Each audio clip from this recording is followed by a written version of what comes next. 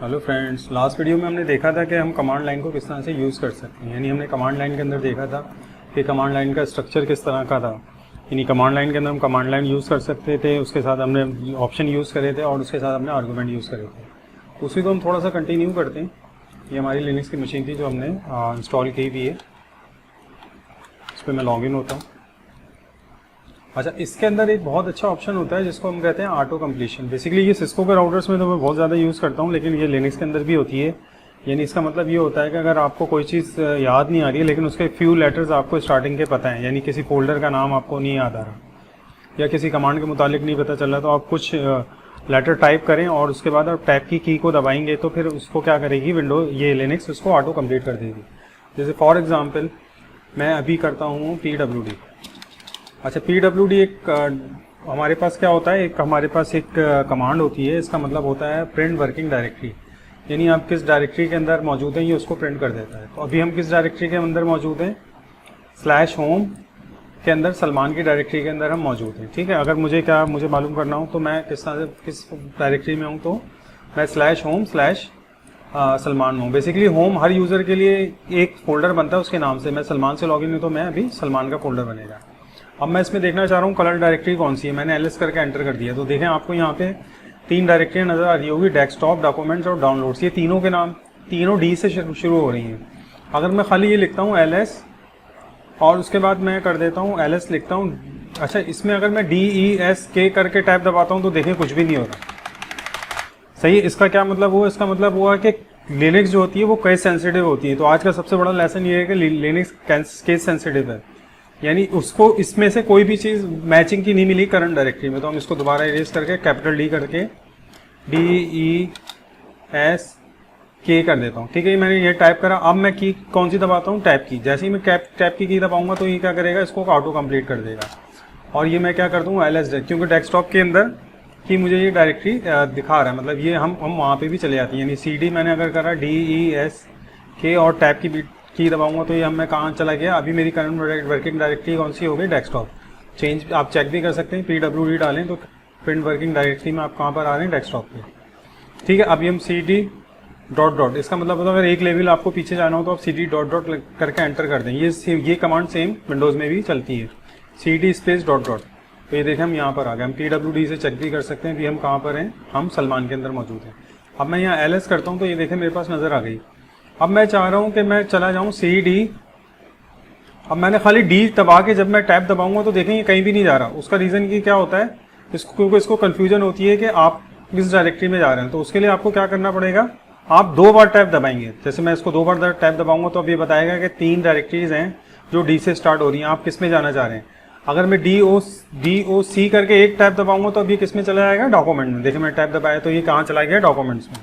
तो इस तरह से ये क्या कर सकते हैं, ये ऑटो कंप्लीशन का फीचर बहुत ही अच्छा है। यानी लेकिन इसमें आप एक चीज़ का ख्याल रखिएगा कि अगर आप LS की कमांड ले रहे हैं, जैसे आपको डॉक्यूमेंट के फोल्डर के अंदर एक और फोल्डर नजर आ रहा है LS। अच्छा, मैं अभी खाली CD करके एंटर कर दूँ।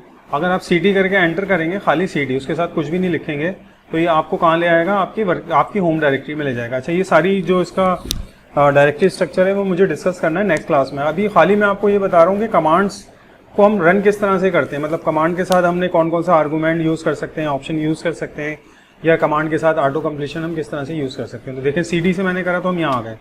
अभी अगर मैं LS ले लेता हूँ तो देखें ये मेरे पास सारी डायरेक्टरीज आ गई हैं। ठीक है, तो ये हमने देख लिया कि हम ऑटो कंप्लीशन किस तरह से कर सकते हैं। तो चलें अब देखते हैं उसके बाद हमारे पास क्या टॉपिक आ रहा है। उसके बाद हमारे पास टॉपिक आ रहा है, अगर आप देखें, हाँ ये मैंने आपको करा दिया डेस्कटॉप वगैरह की जो सारी चीज़ें थी। ठीक है, अच्छा उसके बाद हम एक और चीज़ देख लेते हैं कि अगर हमारे पास क्या हो, आपको नेविगेट करना हो कि आपको कोई कमांड लाइन है, अगर आप चाह रहे हैं कि उसके आप स्टार्टिंग में आ जाएं, यानी move to the beginning line, तो उसके लिए आप क्या करेंगे, Ctrl A कर लेंगे। अगर आपको एंड पे जाना है तो हम Ctrl E कर लेंगे। इसको भी हम चला के देख लेते हैं। जैसे मैंने जो कमांड रन की थी, जैसे मैंने LS -LH मैंने ये चलाई थी। अब मेरे पास ये कमांड आ रही है, मैं चाह रहा हूँ कि इसके मैं शुरू में आ जाऊँ, तो मैं क्या करूँगा, Ctrl A प्रेस करूँगा तो मैं कहाँ जाऊँगा, बिल्कुल बिगिनिंग में आ जाऊँगा।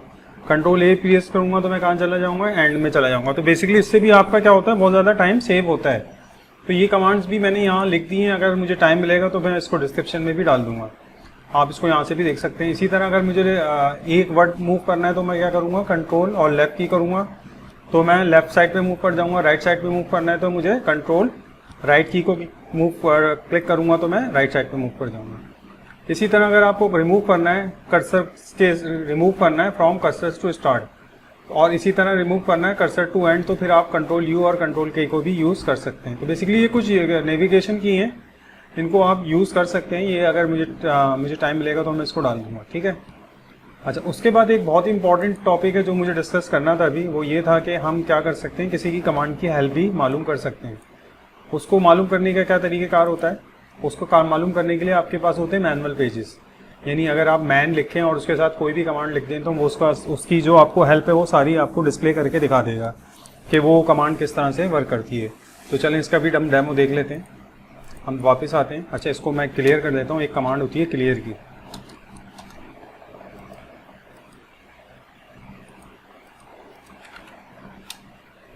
हम लिखते हैं CLEAR। सही, क्लियर से क्या होता है, आपकी स्क्रीन क्लियर हो जाती है। सही। अच्छा, अब हम शुरू करते हैं। अगर मुझे हेल्प चाहिए किसी भी कमांड की, अभी हमने एक ही कमांड बहुत डिटेल में देखी है LS, तो हम उसी की हेल्प को देख लेते हैं। उसका सेंटेक्स क्या होता है, किसी भी कमांड की हेल्प को निकालने के लिए हम लिखते हैं मैन। मैन का मतलब होता है मैनुअल पेजेस, और उसके बाद हम वो कमांड लिख के एंटर कर देते हैं। देखें, जैसे ही मैंने ये कमांड लिखी तो मेरे पास क्या आ गया, इसके मैनुअल पेजेस आ गए। जैसे इस कमांड का नाम क्या है, LS, और ये करती क्या है, लिस्ट डायरेक्टरी कंटेंट, ये हमने देख भी लिया था। उसके साथ हम क्या यूज़ कर सकते हैं, ऑप्शंस भी यूज़ कर सकते हैं और आर्गूमेंट भी यूज़ कर सकते हैं। सही।